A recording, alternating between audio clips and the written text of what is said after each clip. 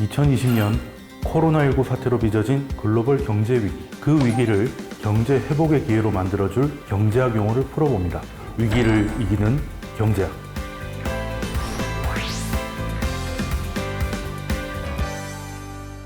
혹시 집에 금으로 된 돌반지 있나요? 2000년대생 이후에 출생한 학생들은 금값이 비싸져서 돌반지를 좀 받지 못한 경우도 많고, 8, 90년대생들은 IMF 외환위기 당시에 금모으기 운동이 있어서 그때 돌반지를 다 팔아서 없다는 얘기도 있는데요. 실제로 97년 외환위기 당시에 이제 우리 국민들이 자발적으로 금을 모아서 그 금을 팔아서 외화빚, 즉 달러빚을 많이 갚았는데,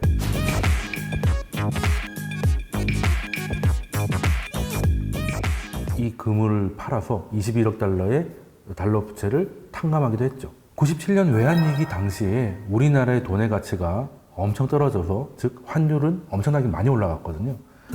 그때 비축해놓은 달러가 없었기 때문인데, 그래서 그 달러로 된 빚을 갚기 위해서 달러를 살 수 있는 금을 내놓은 거죠.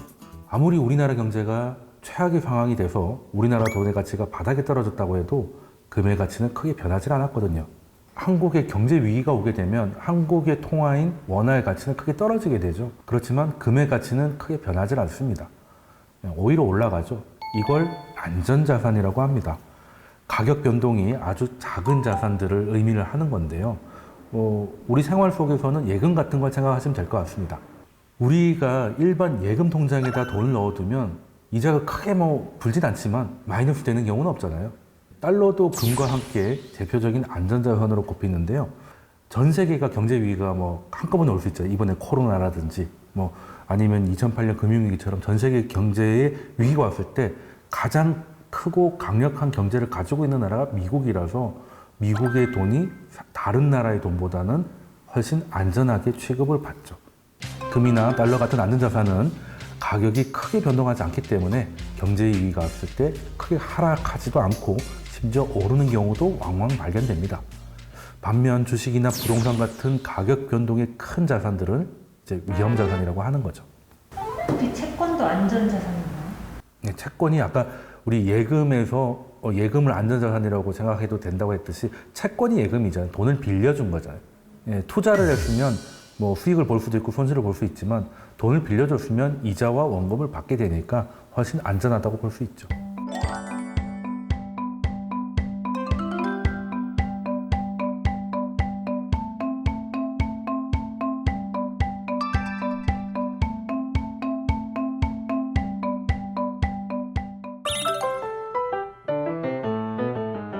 금은 부피나 무게에 비해서 가격이 높기 때문에 보관에 큰 부담이 없는 실무자산입니다. 금을 살 때 돈이 없다고 그러지 금을 넣어둘 공간이 없다고 고민하는 사람은 없듯이 가치가 굉장히 잘 보존되는 겁니다.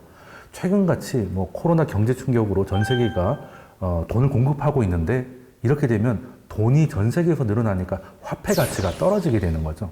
화폐 가치가 떨어지면 물가가 상승하면서 인플레이션이 올 수 있는데, 그런데 금은 이제 화폐처럼 이렇게 마구 찍어낼 수 있는 게 아니라 금광에서 캐내야 되는데 그게 한계가 있잖아요.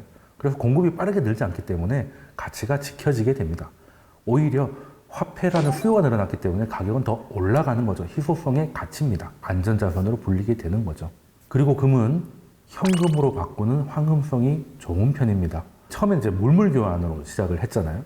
그러다 금을 주고받으면서 금이 이제 화폐의 이전 단계의 역할을 하다가 나중에는 금 보관증이 지금의 이제 화폐의 조상급이라고 될 정도로 시작됐다고 보시면 돼요. 이런 금에도 단점이 있다면은 예금은 이제 넣어두면 이자가 붙죠. 근데 금은 가지고 있는다고 해서 이자나 배당 같은 게 나오질 않습니다. 그런데 사실 요즘은 거의 제로금리 시대잖아요. 그래서 이자가 굉장히 낮아졌기 때문에 금의 단점이 굉장히 좀 상쇄됐다라고 생각할 수가 있겠습니다. 그래서 돈의 가치는 떨어지는 시기에 금은 더 안전자산으로 각광을 받고 있고, 심지어 이제 안전자산을 넘어서 투자 대상으로 여겨지고 있죠. 실제로 금값이 7월 28일 날 그람당 81,100원을 넘어가면서 사상 최고가를 치기도 했습니다. 코로나19로 불안정한 경제 상황 때문에 대표적인 안전자산인 금에 사람들이 몰린 거죠. 그럼 돈 생기면 좀 금을 사두는 게 좋을까요? 지금처럼 전 세계에서 화폐 공급이 늘어나고 있을 때는 금 같은 안전자산을 좀 모아두는 거는 뭐 현명하다고 생각을 해요. 근데 실질적으로 금을 투자한다는 게 뭐 우리가 금을 사야 된다 그러면 뭐 종로상가에 가서 뭐 해야 되나 뭐 이런 생각을 하실 수가 있는데, 물론 그렇게 해서 실물금을 거래할 수도 있습니다. 사서 모을 수도 있겠죠. 그렇지만 이제 세금 문제도 있고요. 그리고 금을 가공하는 비용도 있잖아요. 우리가 금만 사는 게 아니라 금으로 된 뭐 목걸이라든가 반지 같은 걸 사면 금 값에다가 세공비 같은 게 들어가기 때문에 이런 거 저런 것도 빼고 나면 실질적인 투자 수익은 별로 많지가 않아서, 정말 투자를 하고 싶다면 금 계좌라는 게 있는데, 이건 어떤 거냐면 우리가 예금 통장을, 일반 예금 통장을 만들어서 뭐 10만 원씩 넣을 수 있잖아요. 그럼 거기는 금이 1g씩 이렇게 적립을 할 수가 있습니다. 또 다른 방법은 없나요? 캘리포니아에서 금강이 발견됐을 때 다들 이제 미국의 서부 영화가 그것 때문에 만들어졌잖아요. 금강을 찾아서 다 떠나갔던 건데, 그때 실제로 돈을 번 사람들은 금광을 발견해서 금으로 돈을 번 사람보다는 이제 그 사람들한테 이제 곡괭이라든가 아니면 청바지라든지 뭐 이런 것들을 팔아서 돈을 번 사람들이 더 많았거든요. 지금도 마찬가지일 겁니다. 금도 가격이 오르니까 금을 캐는 금광 회사들도 있을 거잖아요. 그런 회사들의 주식이 금값보다 더 많이 오르기도 했습니다. 뭐 우리나라에서는 뭐 그런 주식은 좀 찾기 어려운데, 미국이나 뭐 캐나다에는 또 큰 금광 업체들이 많이 있는데 가격도 좀 많이 올라가 있죠. 실제 워렌 버핏도 그 금광 업체 일부 금액을 투자해서 성과를 많이 냈습니다. 또 가장 쉬운 방법은 금에 투자하는 금펀드에 가입을 하는 방법이죠. 뭐 실질적인 거래라든지 이런 것들이 좀 까다롭기 때문에 이제 간접 투자를 형식으로 한다면 훨씬 번거로움을 줄일 수가 있게 되고요. 펀드 매니저의 역량도 빌릴 수가 있게 되는 거죠.